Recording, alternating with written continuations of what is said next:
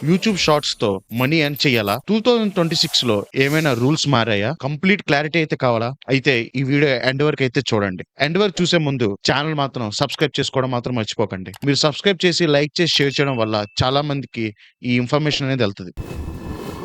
జనవరి 26 republic day. ఈ republic day అప్పుడు online లో ఆఫర్స్ అనేవి ఉంటాయి. మీరు ఎగ్జాక్ట్ ఆఫర్స్ మీరు మిస్ అవ్వకూడదంటే వెంటనే కింద ఉన్న టెలిగ్రామ్ ఛానల్‌కి జాయిన్ అవ్వండి. జాయిన్ అవ్వడం వల్ల ఎక్సైటింగ్ డీల్స్ మీకు వస్తాయి. దానివల్ల మీకు తక్కువ రేట్‌లో గ్యాడ్జెట్స్ గానీ, మొబైల్స్ కానీ ఏవైనా సరే తక్కువ రేట్‌లో కొనుక్కోవచ్చు. ఇప్పుడు వీడియోలోకెళ్దాం. యూట్యూబ్ షార్ట్స్ మానిటైజేషన్ చాలా మందికి కన్‌ఫ్యూజ్ అవుతారు. ఇది మానిటైజేషన్ అవుతుందా లేదా అని. ఇంతకుముందు షార్ట్స్‌కి షార్ట్ ఫండ్స్ ఉంటుంది. బట్ ఇప్పుడైతే యూట్యూబ్ న్యూ మానిటైజేషన్ సిస్టమ్‌ని ఇంట్రొడ్యూస్ చేసింది. ఇప్పుడు లాంగ్ వీడియోలో మనం చూస్తూ ఉంటాం. యాడ్ ప్లే అయ్యి ఏవన్నా వీడియో ఓపెన్ చేసినప్పుడు యాడ్ ప్లే అయ్యి దాని తర్వాత వీడియో ఓపెన్ అవుతుంది.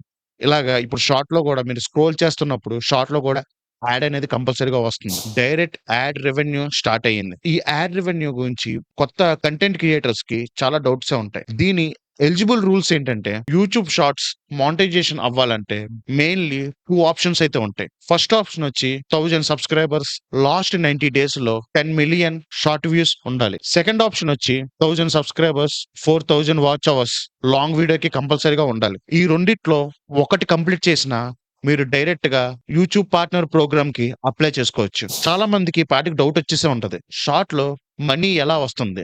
లాంగ్ వీడియో లాగా డైరెక్ట్‌గా అయితే యాడ్స్ రావు షార్ట్స్‌లో. షార్ట్స్‌లో యాడ్స్ షార్ట్ ఫీల్డ్‌లో మధ్య ప్లే అవుతాయి. యూట్యూబ్ ఒక రెవెన్యూ పోల్ అనేది క్రియేట్ చేసింది. అండ్ క్రియేటర్స్‌కి వ్యూస్ మీద అండ్ ఎంగేజ్‌మెంట్ బేస్ మీద షేర్‌నిస్తుంది. So views important. దానికన్నా మెయిన్ ఎంగేజ్‌మెంట్ కూడా చాలా ఇంపార్టెంట్. ఇప్పుడు ఇంపార్టెంట్ రూల్ ఏంటో చెప్తాను వినండి. రీయూజ్డ్ కంటెంట్ మాత్రం వాడకూడదు. కాపీరైట్ వీడియోస్ అసలు యూజ్ చేయకూడదు. టిక్‌టాక్, ఇన్‌స్టాగ్రామ్ వీడియోస్ ఉంటాయి. అందులో వచ్చే వాటర్ మార్క్ వల్ల డీమానిటైజేషన్ అవ్వడానికి కూడా ఇది ఒక కారణం అవ్వచ్చు.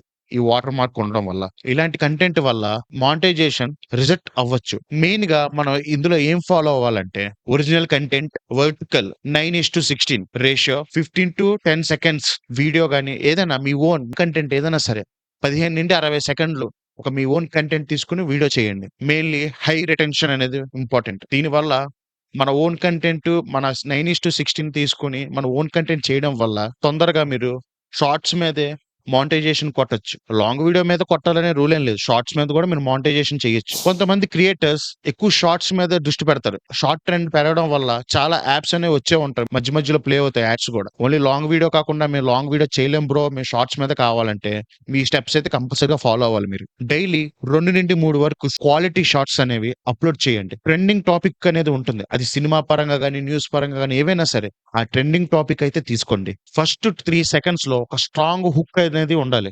అది పెట్టడం వల్ల షార్ట్స్ అనేది ఒక రేంజ్. ఇప్పుడు ఎవరైనా స్క్రోల్ చేసినప్పుడు మీ హుక్‌ని చూసి వెంటనే ఆగిపోయి ఆ షార్ట్‌ని చూస్తారు. అది మెయింటైన్ చేయండి. ఇప్పుడు లాంగ్ వీడియో చేసేంత టైం గాని లేనప్పుడు ఈ షార్ట్స్ మీద చేసుకోవడమే బెస్ట్.